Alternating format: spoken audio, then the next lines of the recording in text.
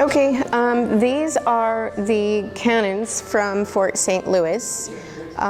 These came over aboard ships with Salle and his folks, and when they built their fort, these were the things that they used to defend themselves. And then they started to run out of ammunition, and they were firing forks and spoons and rocks and anything they could come up with.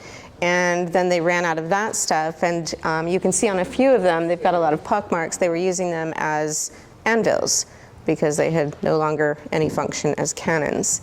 After the French were gone from the fort, everybody was annihilated, the Spanish came along and they found the site and they found the cannons, but they didn't know if the French were still here in the area or what. So they buried the cannons so that the French couldn't use them against the Spanish, and they left with the intention of coming back to dig them up. Well, they didn't make it back for 30 years or so, and they forgot where the cannons had been buried.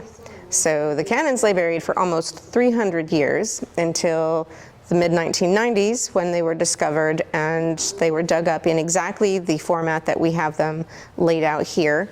This is what they look like underground. These are the actual cannons. They've been slightly treated for preservation, but nothing else has been done to them.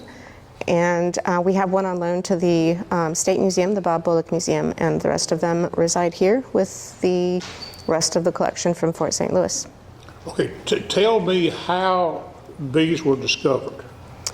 These were discovered, well, it's interesting. There are a lot of rumors. People knew that the fort was somewhere in the area, but they were sort of circling around it, couldn't really pin it down. And it turned out to be on a ranch at the southern tip of Victoria County, and some local folks swore up and down they were there. A lady archaeologist had written a report asserting that they had to be there, finally rounded up enough people to agree with her to try an excavation, and in fact they were there. Well, thank you a lot. Now, what is your name again? Heather Para.